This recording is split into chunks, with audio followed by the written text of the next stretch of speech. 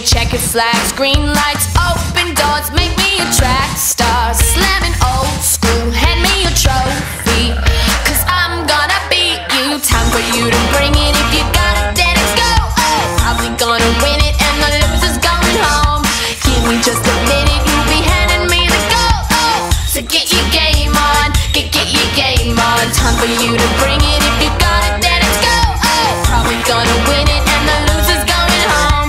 Give me just a minute, you'll be handing me the goal. Oh, so get your game on, get your game on. Hello and welcome to Tournament Talk. I'm Bobby Shoemaker along with my co-host Barry Spears. How you doing tonight, Barry? Good, doing all right here in Florida. How you doing? I'm doing very well in San Antonio, Texas, and certainly ready to talk some horse racing with you. In fact, Barry and I are going to be here with you on a weekly basis to discuss weekend stakes races predominantly, as well as some other races on the Belmont, Santa Anita, and Keeneland card that we feel may give you a leg up on the rest of your competition in tournament play. So without further ado, Barry, are you ready? I am ready. Let's do this. All right, well, let's go east to west, and we'll start at beautiful Belmont Park. Race 7 on the card for Saturday, October 17th. It's a 1-mile turf race, $62,000 event. You get the ball rolling, Barry. All right. So I zeroed in on a few logical contenders here. The first being number 1, Jack's Heritage, for Mark Hennig and ridden by Joel Rosario on Saturday. The horse has a nice inside draw and closed into a really slow pace the last time. So I'm expecting the horse to be riding in a good position wherever Rosario actually wants to be. So definitely I think that is the horse to beat, probably the favorite.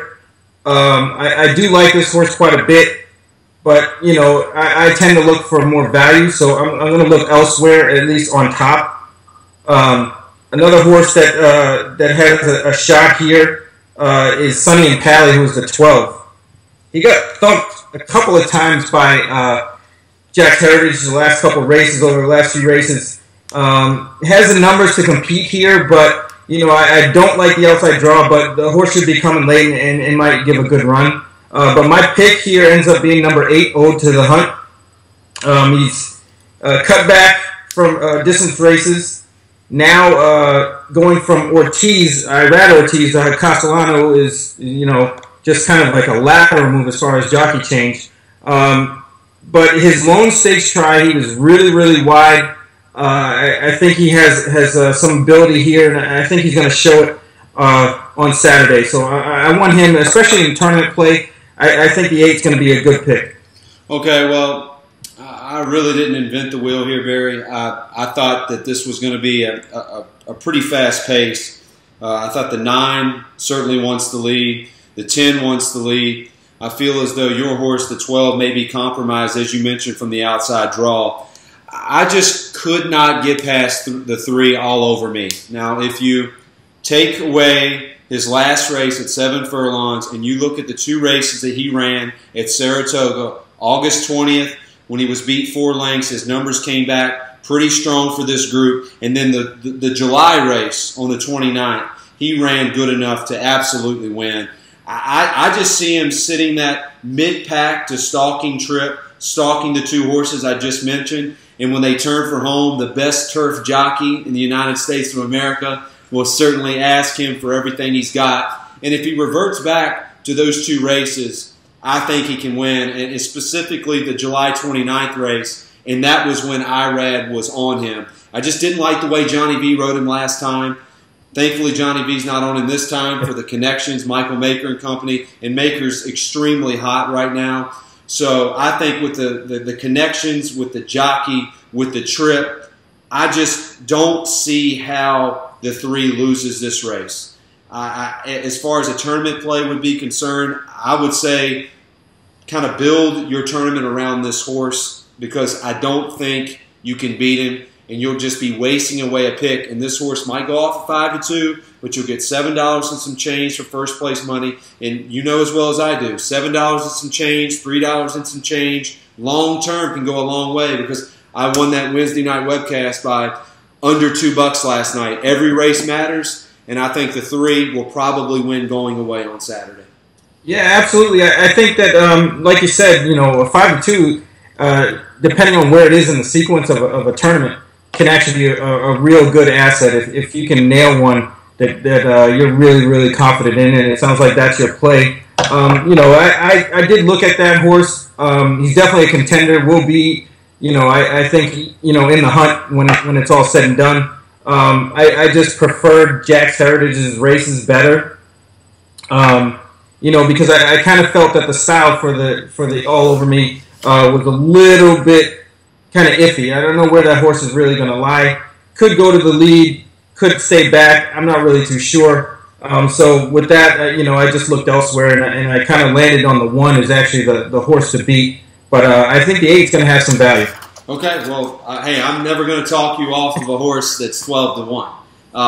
It was painful for me to take the 3, but I just think not only does his speed numbers match up with everything else, I think he's going to set the best trip because there's going to be some horses that want the lead, and to me, he's shown some tactability to lay off and pounce whenever he wants, or he can be close to the lead, so the 3 is the play. So we'll stay at Belmont Park. We'll go to race 9 on the card. It's a 1/16 on the inner turf, which is certainly key. It's the Grade 3 Athena for fillies and mares, 3-year-olds and up.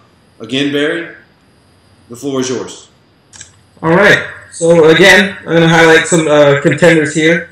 First would be Lady Laura, who actually has a terrible post on the way outside, number 13. I don't like that at all, but the horse, figure-wise, is head and shoulders above everybody else. So I don't expect the post to be that big of a hindrance, but, at least from my liking, I want to stay away from those types way out on the outside unless they're tons the best. This horse is much the best, but I think is vulnerable in this spot. Barry, let's stop for a second. This is something that we need to preach to our tournament players out there. Yes, the horse is the best, but you're looking at 3-1 morning line. You're looking at the outside draw, as you just mentioned. She's absolutely a play against, and she's not a sure thing in here. I mean, her numbers, you're right, do trounce this field, but her numbers haven't been from the outside draw like this, and it's not like she's facing a bunch of claimers. I mean, this horse is facing good competition. I don't like the morning line. I think it's too low to begin with. She'll probably be bet because of those numbers, and she's got the outside post. So I think when you're in a tournament play, you just X her off and look for somebody else. Yeah, that's usually what I would do. But you have to actually keep her in mind because, again, her figures may outweigh her post position, meaning that she may outrun this field regardless. I personally want to take a stand against in this spot. I just don't like the outside at Belmont in these kind of races. The next horse is Rusty Slipper, who's rounding into form, and I took a really long look at this horse because I did I liked her last year in the Breeders' Cup, and she got a tough trip. And she rounded in the same kind of form. It looks like she's trying to go to the same pattern. The trainer's trying to get her in the same spot, where she can excel, after a nice race. One off the bench. She ran pretty good. So I think she's going to improve second time off the layoff for Grand Motion. So I definitely want to keep that horse in mind. But my horse here is the 9, Tango Time. I think the horse is in light. For this particular race, had a freshening, runs well fresh. So I'm looking for this horse to really, really come out the gate in light and run these horses down in the end. Well, Coffee Click's going to take a lot of money, but she's not going to take my money anymore. No, not my money either. I want to stay far away from Coffee Click. I think she's going to be overbet, just like Lady Laura's going to be overbet.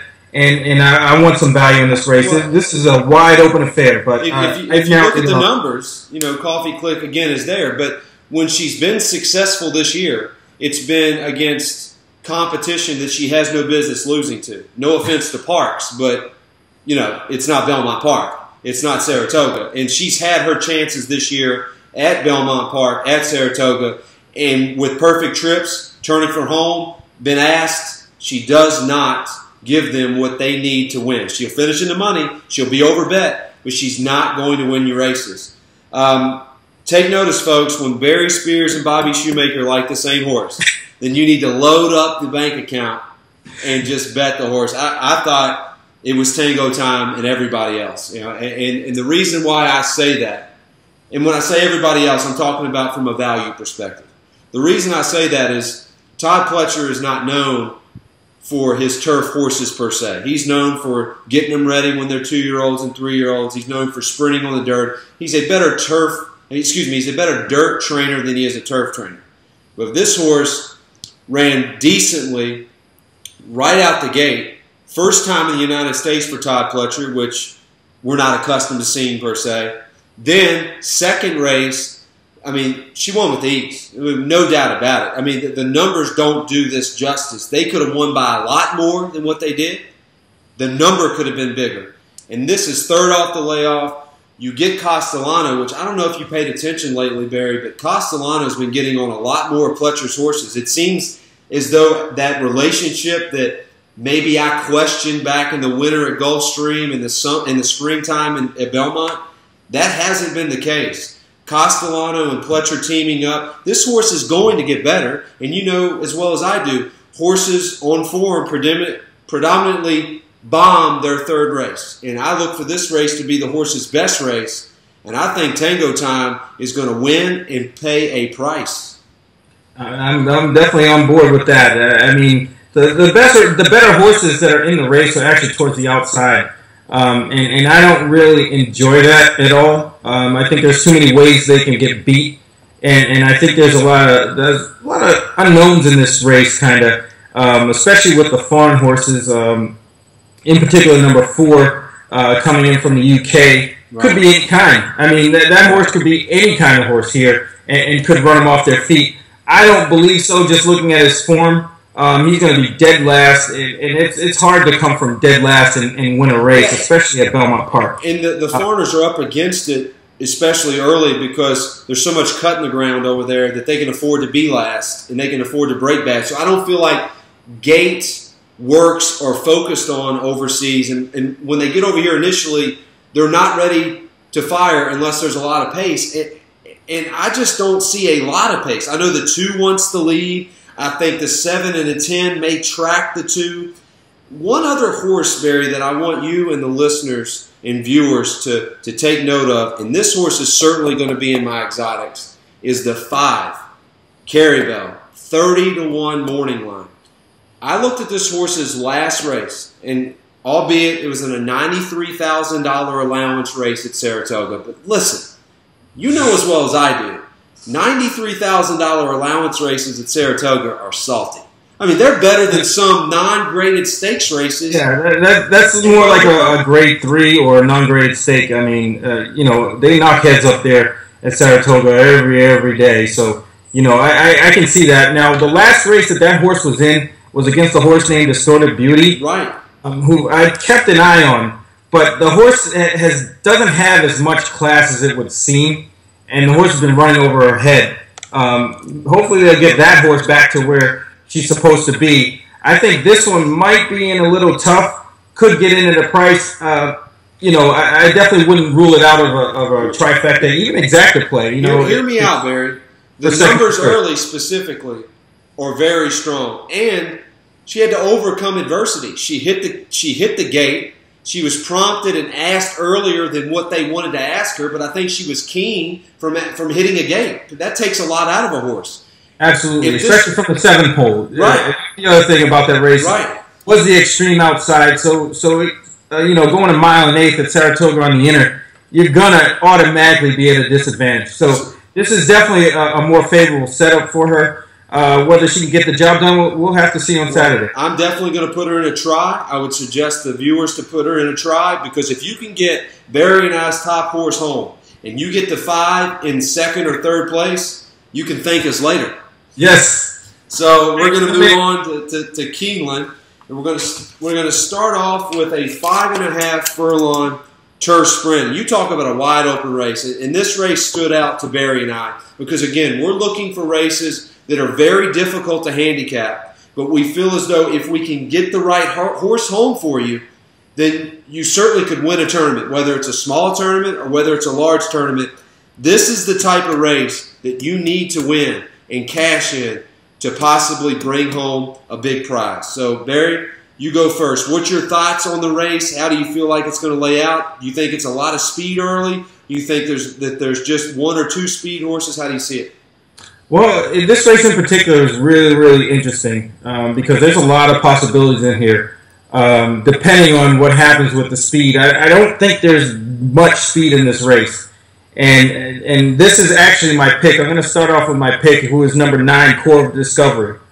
I think this horse, if he translates his form from the dirt to the turf against this particular field, I don't know about anywhere else down the road, but catching this particular field on this day, I think this horse can get to the lead and wire these horses without hesitation. Out of a Karamori barn who is typically around 15% with their go-to rider.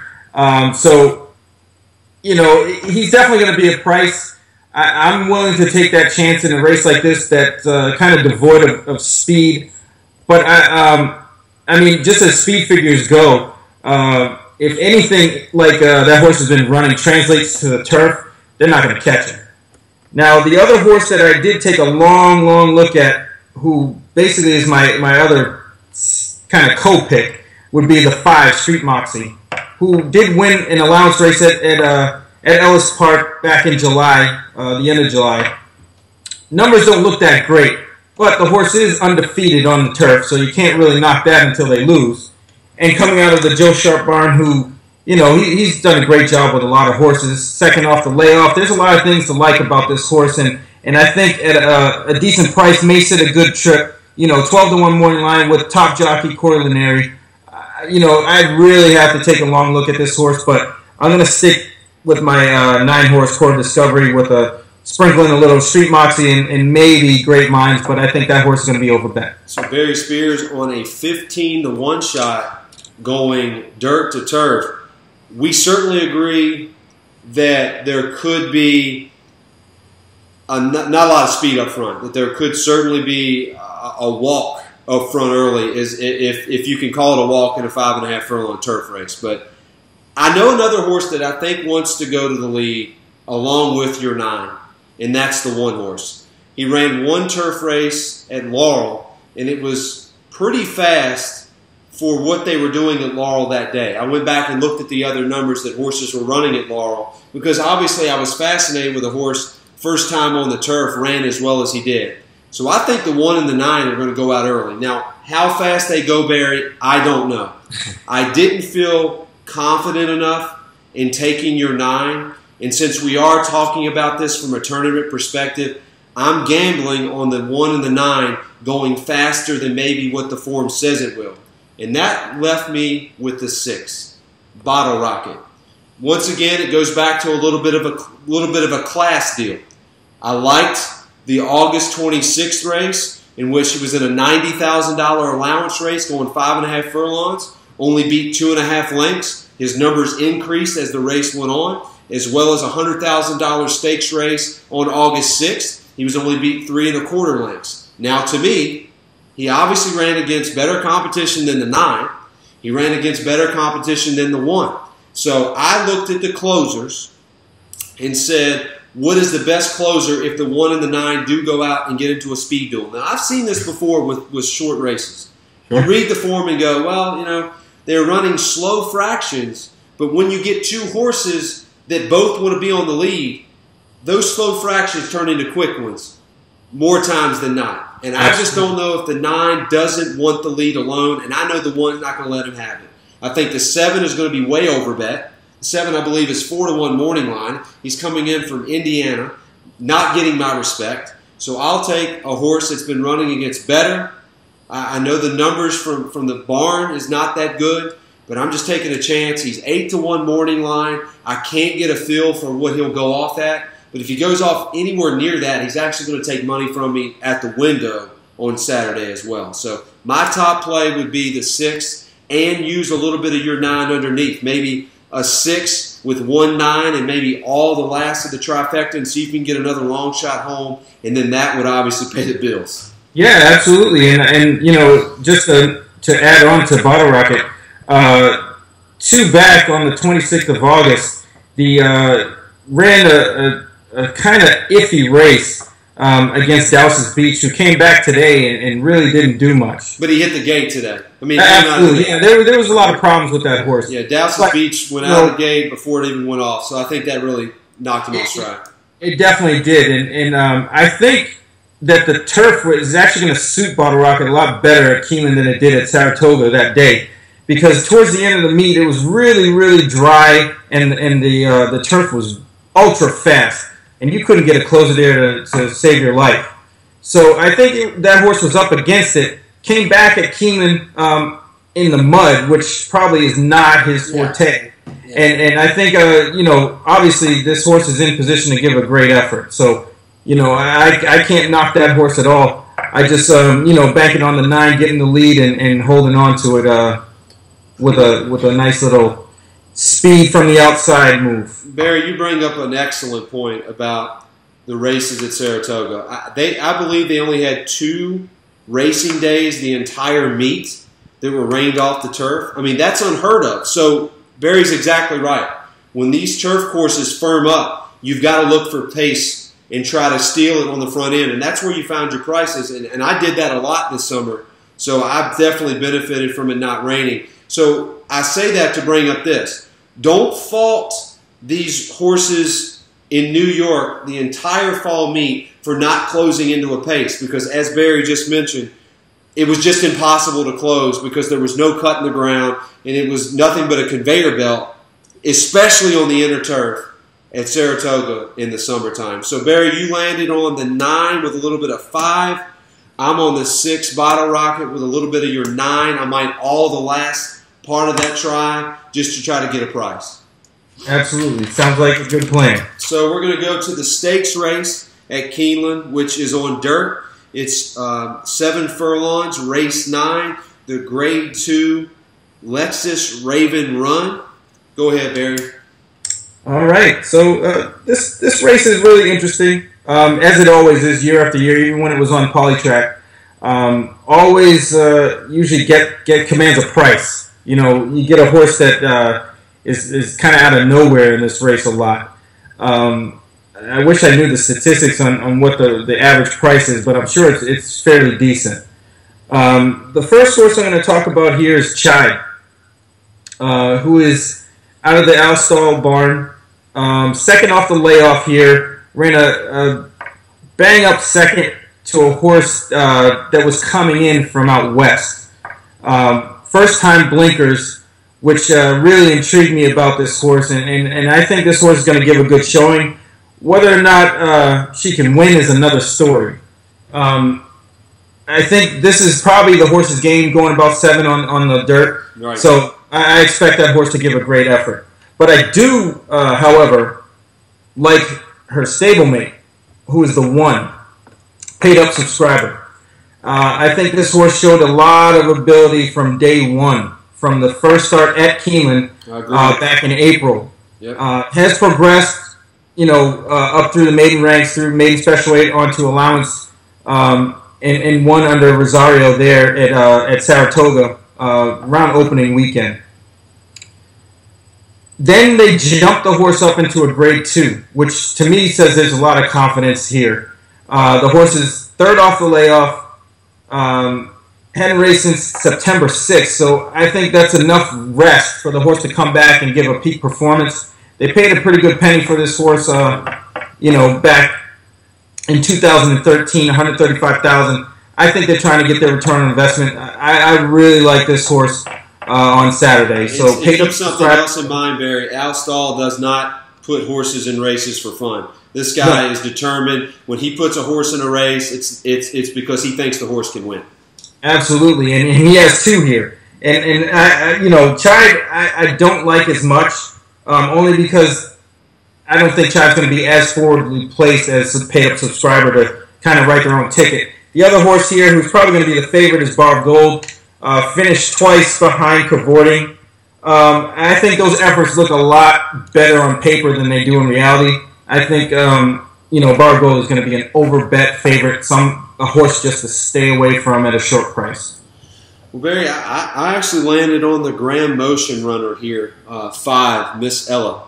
I looked at this race basically hoping for the same thing as the last race at Keeneland that we talked about. Again, from a fraction perspective, it doesn't look like the race is going to be that fast, but you do have horses, more than one of them, that want to go to the lead. I think the 2 Bar of Gold, who's the horse to beat in my opinion, wants to be forwardly placed, if not on the lead. I think the 8, Sarah Sis, wants to be on the lead, and I know for a fact the 9 wants to be on the lead. And I think if Trevor McCarthy can get a good spot on the rail and save all the ground and maybe get first jump on the closers, then the 5 might have a chance to win at a price. At 8-1, anything near the last race I think makes him a player. I know we lose Joel Rosario, but that can only help the price.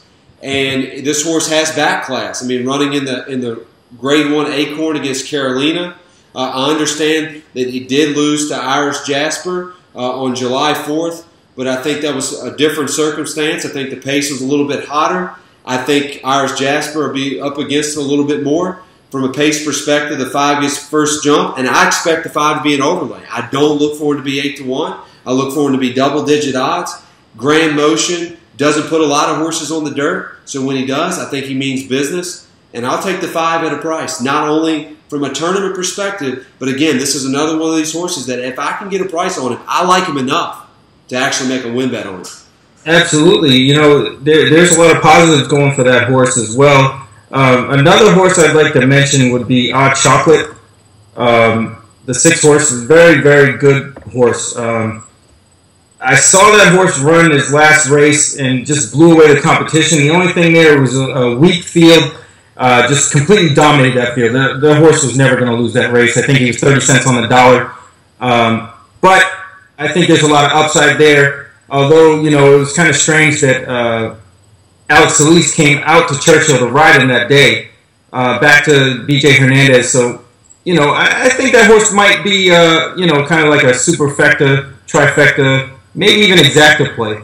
You know, depending on how this race shapes up, that horse could pick up the pieces. Yeah, and that's what it's all about when you're playing exotic wagering on a race-to-race basis. I mean, it's not going to be productive, and it's certainly not fun if you take the first, second, third choice and just box them in a try. I mean, you're never going to make money doing that because 9 times out of 10, they're not going to run first, second, and third. And how you do get a price is if you include at least one double-digit horse. And I'll be honest, I looked at the 6 early before I eventually landed on the 5. 6 has got a lot of back class.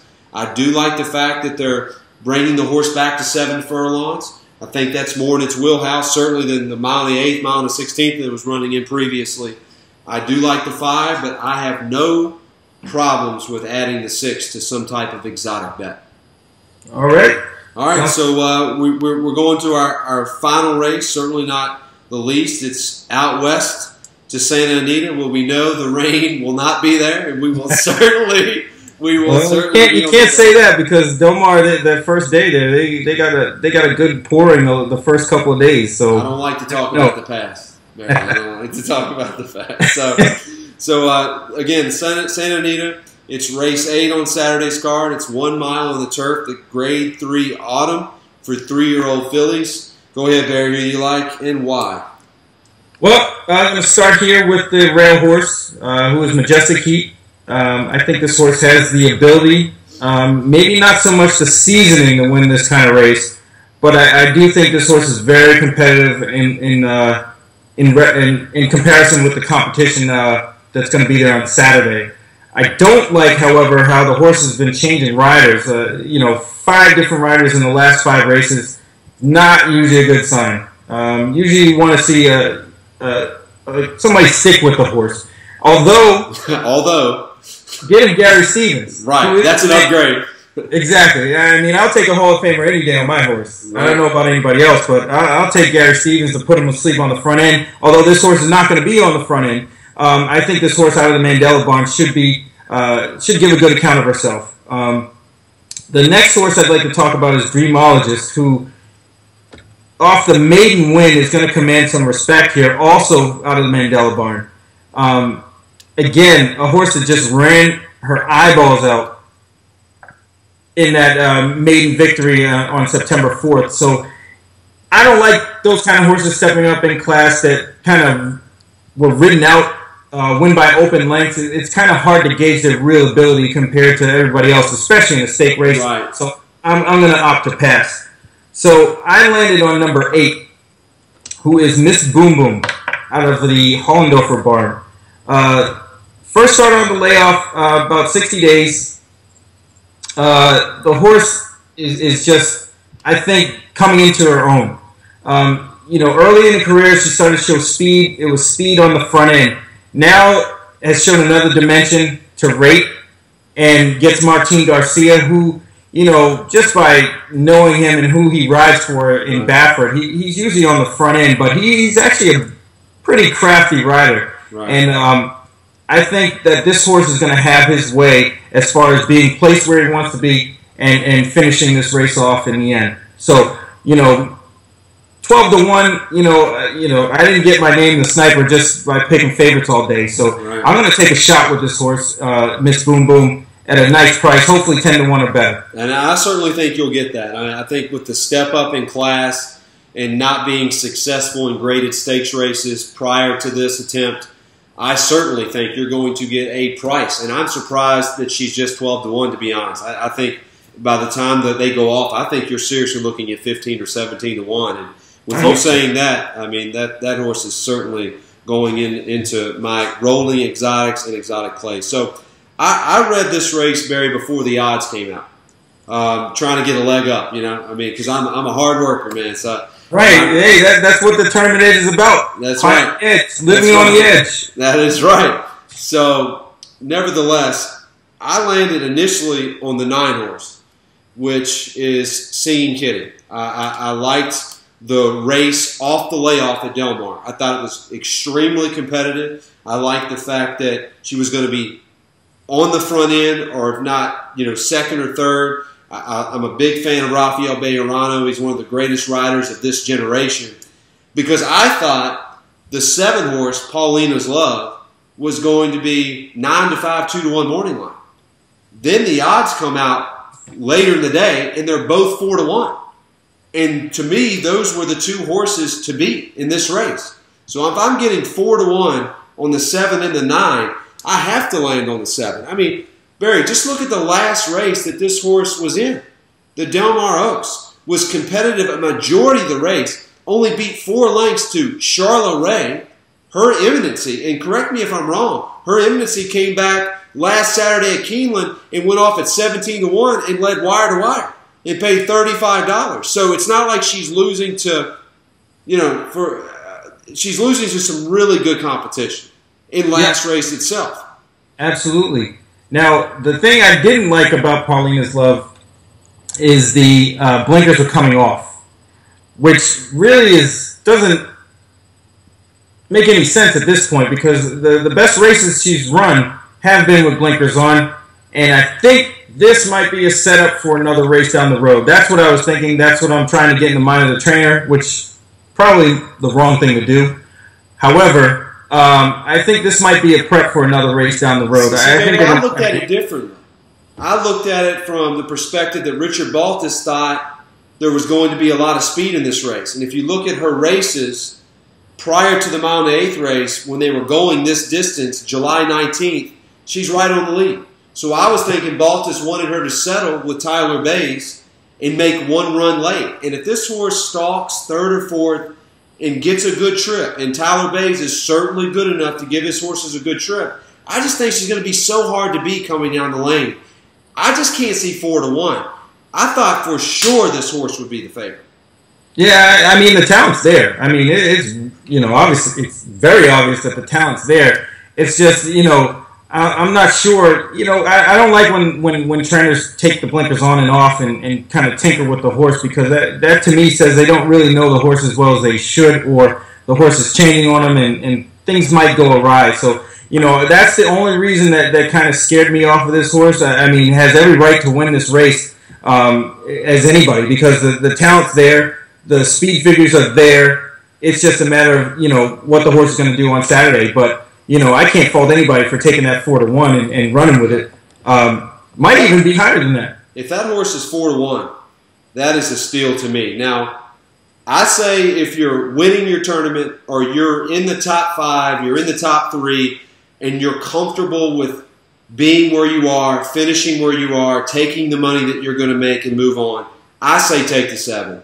But if you need a play, I landed on Princess Charm. 8-1 morning line. This will be her second start in the U.S. Now, obviously John Sadler's numbers are not necessarily where he's accustomed to them being, but he's been still productive this year. The first race, I just throw it out. I mean, just throw it out. Yes, he's beat by 15 lengths. Yes, he lacked late response. But go back and look at the caliber of competition that this horse is running against over in France. A grade 3 race, or group 3 is how they call it. He's beat 3 1/4 lengths. A group 1 race, beat 9, but it's in the group 1. This horse has a ton of class for horses over in France. I say throw the first race out and bank on this horse coming back even stronger. This is why I say this. They run this horse in an $80,000 stakes race, Barry. Beat 15 lengths.